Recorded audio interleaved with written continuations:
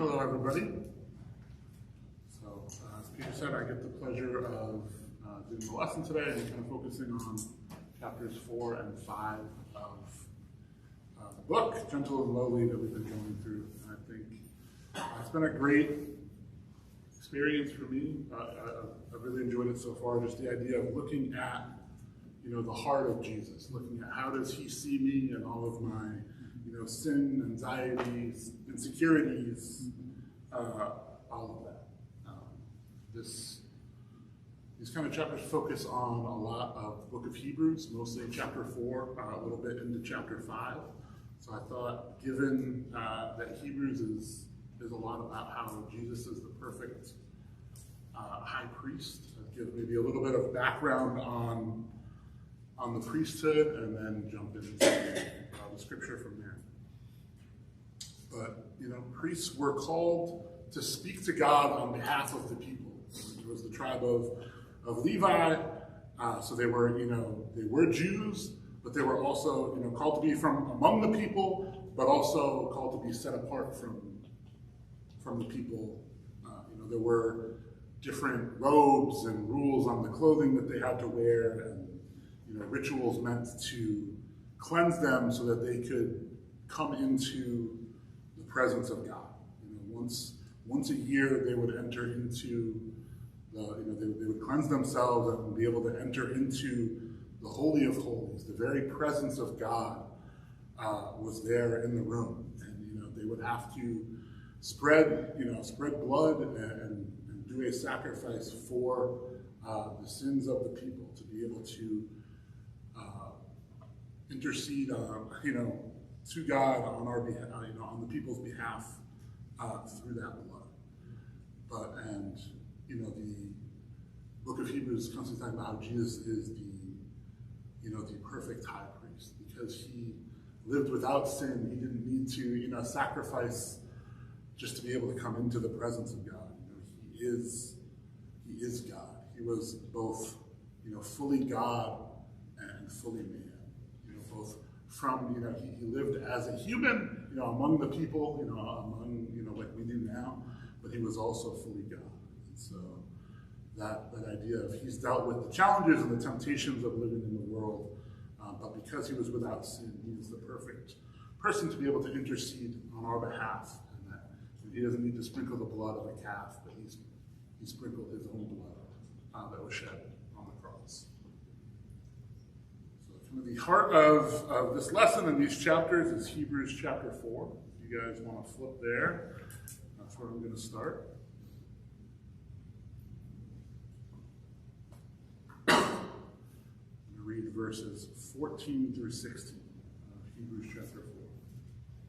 It says, "Therefore, since we have a great high priest who has ascended into heaven, Jesus, the Son of God, let us hold firmly to the faith we profess. For we do not have a high priest who is unable to empathize with our weaknesses, but we have one who has been tempted in every way, just as we are, yet he did not sin. Let us then approach God's throne of grace with confidence, so that we may receive mercy and find grace to help us in our time of need." That middle section of verse 15 is really kind of the anchor part of this scripture, where Jesus is not a high priest who's unable to empathize, or the translation that they use in this book is sympathize with our weaknesses. That and because of that, in verse 14 we can hold firmly to the faith that we have, and because of that, in verse 16 we can approach God's throne of grace with confidence and receive mercy and find grace. But that all comes down to that middle section of how God can empathize or sympathize with our weaknesses. This is the one part where I'm going to read directly from the book a little bit, because I think he explains it in a way maybe better than I can. That word that I read as empathize, that they read here as sympathize, and is the key to this. I'm going to read a little bit from page 46. It says, "The burden of this anchor verse is Jesus Christ's sheer solidarity with his people. All our natural intuitions tell us that Jesus is with us on our side, present and helping when life is going well. This text says the opposite. It is in our weaknesses that Jesus sympathizes with us. The word for sympathize here is a compound word formed from the prefix meaning with, joined with the verb to suffer. So he is suffering with or co-suffering. Sympathize here is not cool and detached pity. It is a depth of felt solidarity, such as is echoed in our own lives most closely only as parents to children. Indeed, it's deeper than that. In our pain, Jesus' pain. In our suffering, he feels the suffering as his own, even though it isn't. Not that his invincible divinity is threatened, but in the sense that his heart is feelingly drawn into our distress. His human nature engages our troubles comprehensively. His is a love that cannot be held back when he sees his people in pain.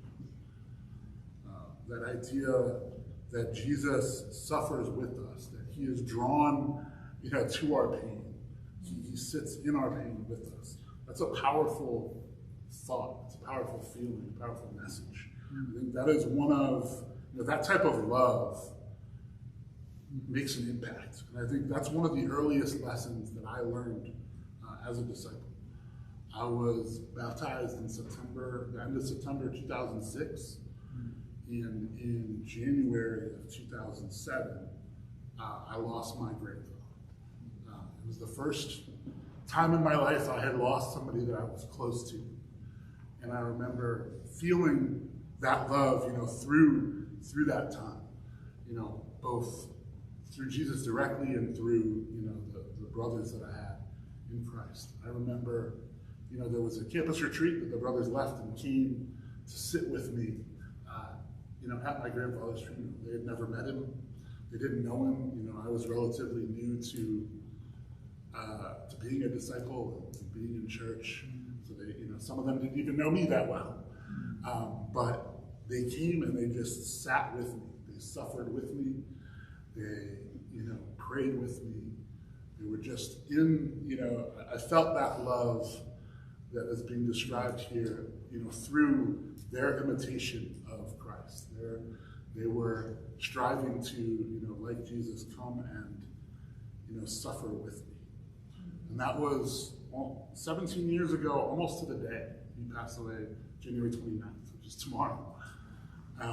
But still, all the brothers that were in that room hold a special place in my heart today because of that moment, because of that connection I had with them in that suffering and feeling that love. And it wasn't only, the brothers imitating Christ, but I think Christ himself was with me. He's an even greater comfort, that he is so close to us in our pain because he's been tempted in every way, just as we are. Jesus in his life, he was despised. He knows what it is to be hungry, to be thirsty, to be rejected, to be scorned, to have his friends, abandon him in his time of need. And he knows what that feels like, and he doesn't want us to have to feel that. He will not abandon us in our time of need, but he suffers with us. He co-suffers with us. I remember getting the phone call from my dad. It was my first day of classes for the spring semester. I had driven to school. I went to the library. I was printing something off that I had to bring to my first class. And then my dad called me and told me that my grandfather had died. And, in that moment, I left school, and I wasn't sure where I was going. I ended up, my grandfather had been in Florida for the winter with my grandmother, so he wasn't home. I couldn't go, and my dad and his, siblings were on their way down there to be with my grandmother, to be with the family. So I felt like I didn't have them around to go to, but I just felt drawn to. I drove to my grandfather's house in Granby. He had a farm. And I just ended up driving out into one of the fields, and there was a tree. And I remember sitting down by the tree and just crying and praying. And I actually remember singing I Need Your Love, which I thought was fitting that we had that song here. But in that moment, that was one of the first times that I could feel Jesus' love, like feel his presence, with me, sitting by me at that tree, pulling me, to his chest. The author in the book describes, this passage as, us being able to put our hands on God's chest and to feel his heartbeat. And I feel like that's what I felt like in that moment. God was pulling my head to his chest, and I could feel his heart, his love for me in that moment. I think our tendency as humans is to feel like the more difficult life gets, the more alone we are. The more you sink into, pain or into sin, Satan tries to pull you into isolation to make you feel like, our pain is too great or our sin is too great for God. But, it's not true. We're never alone. This passage says that God feels that pain, that sorrow, and he suffers with us. That, he draws closer to us in those moments. That God is most connected to us in our weaknesses, in our sufferings, in those moments. I think because, Jesus is up in heaven and not on the earth, sometimes that can lead to that disconnect of not being able to physically see him near you. But he says, just looking back at Hebrews, that first part said, hold firmly to the faith we profess. God just calls us to do two things: hold to the faith, and then, approach God's throne with confidence. Another way it can be translated is to draw near to God. That in those moments when, we feel like we're alone, Jesus, all he wants us to do is to draw near to him. That he is already, reaching out for us. He's already there in those moments. And he just, wants us to draw near to him. And he will take on those pains and those burdens with us. That we can feel like we are, in a hole, whether it's created by our sin or our temptations. But because Jesus was the perfect high priest, because he lived a life here and had those temptations, but he never gave in. He's able to save us from that hole. He's not trapped in the hole, but he willingly climbs down into the hole to boost us out and to take on, that burden of being in that hole for us. That, he's not an imperfect high priest like so many of the Jews have. When you look at, 1 Samuel, some of those priests were terrible people that did terrible things. But God is the perfect version. That he has been tempted in every way as we are, but he never gave in, which also means, I can say, I'm being tempted by something, or I'm struggling with something, but usually, I've already given in at that point when I'm saying that. But Jesus took on the full weight of suffering. It says, we have not yet suffered to the point of shedding blood. That Jesus took that temptation to its maximum limit, and never gave in. And because of that, he is able to, we can approach him, and he is able to give us the mercy and the grace to take that place with us and to not leave us trapped in that isolation. Chapter 4 is about that sympathizing and that suffering with us. But not only does God suffer with us, but he is, gentle with us. I think it's easy to think as a human and feel like when we are in our sin that we have wronged God because he's holy and that we're not worthy of God, or that God is going to be angry with us in our sin. But, the Bible tells us the opposite over and over. Looking at the story of the prodigal son. The prodigal son goes off, he's, squanders his father's fortune, he's living in his sin, and, when he finally comes to his right mind, he's like, okay, I need to go back to my father, but I'm not worthy, I'm no longer worthy to be his son, hopefully he'll take me back as his hired hand. And he's ready to come back to the Father and give this big speech, just in the hopes that his Father would take him on as a hired hand. But you see through that parable, through Jesus' teaching, that wasn't God. That's not God's heart. That's not Jesus' heart. The Father was waiting, looking for the Son to come back. And as soon as he saw him, he ran out. He threw a robe on him. He put a ring on him. He killed the fattened calf, and was just excited to be with his Son again. His Son returned to him. God deals with us, with that gentle heart of a Father. He suffers with us. He doesn't treat us as our sins deserve or as we feel like we deserve to be treated. But because, he has suffered with us, he deals with us gently. Flipping a little bit ahead in chapter 5 of Hebrews, verse 2 it says, he is able to deal gently with those who are ignorant and are going astray, since he himself is subject to weakness. Hit it where it's trying to read that passage for me now. But because Jesus was himself here, he suffered the pains and the heartache and the loneliness, that we have suffered, that he has dealt with the temptation, but he's able to deal with us gently because of that. I think there are words that Jesus says that can be challenging or that can be hard, but you have to understand the heart of Jesus. You could hear the anger, or there'd be a scorn, or some parents. I remember this was never me, but I remember parents using my friend's middle name. That's how you knew, like, oh, you are in it right now. And you can have that expectation of, oh no, there's going to be some kind of punishment. There's some kind of anger.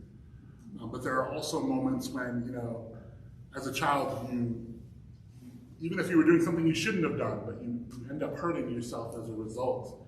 And your mom or your dad can say, come here.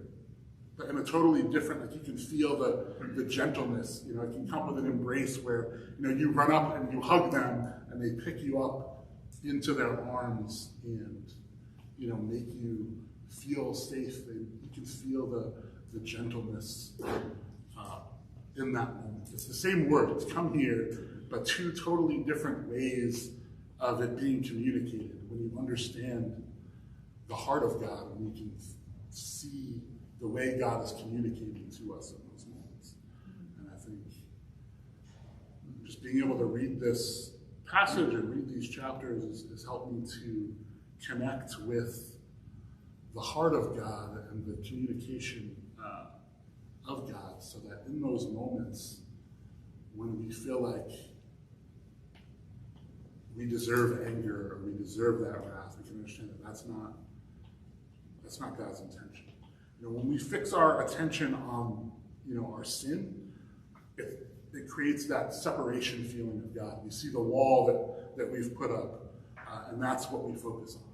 But if we fix our eyes on Jesus, as it says to do in Hebrews, you'll see Jesus' heart, you'll see his character, you'll see his role as the perfect high priest who, suffers with us, who, takes our place, who draws us near to him, and who,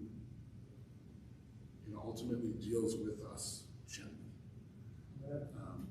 The book is called Gentle and Lowly, and that gentleness of Jesus is truly his character. And you see it throughout the Bible and all his interactions. He's constantly around, people who are considered sinners, and people are like, well, how can you go hang around with them? But Jesus' heart is to be gentle. It is to, I just think of, the woman throwing, perfume on his feet and washing it with his hair, or the woman caught in adultery, and just the gentleness that Jesus deals with them in that moment. Just because Jesus has ascended to heaven doesn't mean that has changed.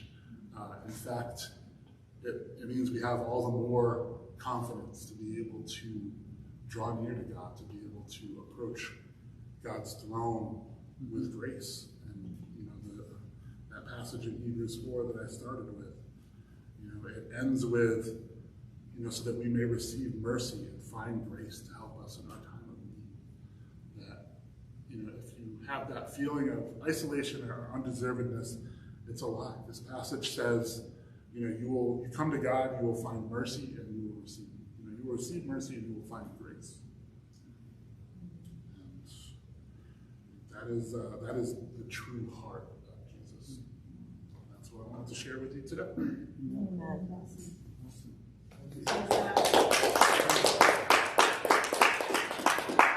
don't know if anybody else wants to share anything that this made you feel, or thoughts about the heart of God at times that you felt. Zack, I always love it when you share, because you really bring not just examples, but heartfelt, real things that you went through with your heart that played out, like you're talking about how you responded to the loss of your grandfather. So I really appreciate that connection. To me, what stands out is, I was just trying to figure it out, because it said that he experienced weakness. I think exactly how it said. And that way, I don't tend to think of Jesus as being one that feels weak, feels weak in a situation. And yet, because he was able to go to God in those times, it becomes an example for me, that I can find mercy and grace, he says, in verse 16. Because of it, I can confidently approach. It's like, to me, it's upside down. I tend to be, want to get it right before confidence comes from feeling like you're doing it right, not from that God can make up for where you're not there. So to me, that's just a great insight into, I can get mercy and grace, when I'm really struggling or feeling weak, because God is there for me. And I really like how you just shared about your friends and disciples who helped you in your time of weakness, really modeling Jesus, who wants to help us when we're weak. So really thank you. It was great. I don't know, I'm further along in the book, so I may be revealing pieces that I've already read, and I don't remember what chapter they're in, but one of the things I really appreciated about this was the desire of God. It's his desire to show this grace to us. And I feel like that is sometimes a challenge. I can read it and go, that's awesome. And then, but my day-to-day is, I feel like, well, there's there's still kind of a, good, bad, the wall. I'm on one side or the other. So am I in this good graces? If, I'd be on the good side of the wall, or, And so I think that even though I read this, a lot of times it's really hard to get my heart to the point where I actually do believe that God is desiring to be with me, even when I'm not on that right side of what I think is the right side of the equation. I super appreciate just that, we can see Jesus as further evidence of what God really wants. So it's not like God and then Jesus, made it so that, the wrath of God doesn't overtake us or something like that, So there's this wrathful peace, and then there's the gentle and lowly. They're the same. And it was God's desire to be gentle and lowly. And we can see that in Jesus. So I think that's been something new that I've really been encouraged thinking about, is that there is no difference. And being able to feel like God, not even just thinking Jesus, but God is able to deal with me gently. And he understands and sympathizes with me is much different than, I'm doing it right or I'm not doing it right. So it's been helpful.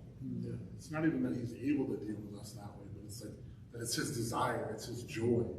That was chapter 3 that Peter was sharing about, that for the joy set before him, he endured the cross. And that, he came to be the perfect high priest so that we can draw near to him, so that we can approach him, that we're washed of our sins, so that we can be in his presence, and that he can, suffer with us, and that he can,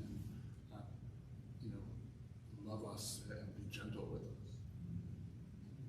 Even time communion, and it just struck me that Abraham we went to God, not really loving what was going on, and God provided, had mercy on him. So I think it just tied in really well with that too. Yeah. Go ahead, Steve. This morning I read 2 Corinthians 12, where Paul says, he says he has a thorn in his flesh. And 3 times I pleaded with the Lord to take it away from me.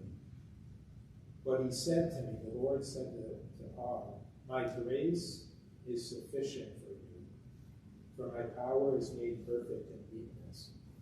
And when you were speaking, I was just thinking of what I read this morning. I was like, not only did Jesus understand the weakness and sympathize with our weakness and suffer with our weakness, but he says, my grace is sufficient. And the weakness shows you my grace, shows the world my grace. And sometimes, how many of us have prayed, God, take away this weakness of mine?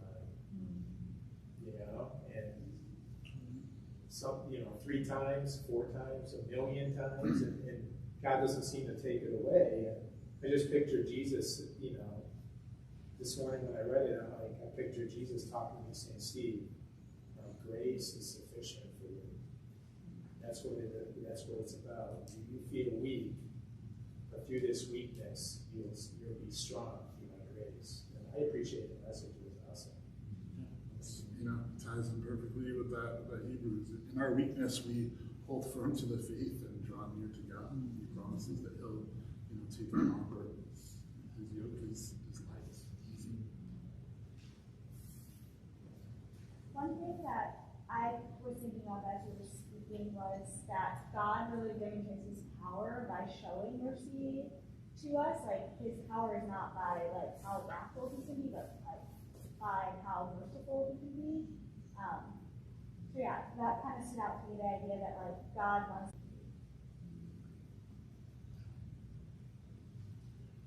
I'm glad that we don't live in the world of, the guy that just touched the ark and was, immediately struck dead. But that, he has that mercy and that grace with us.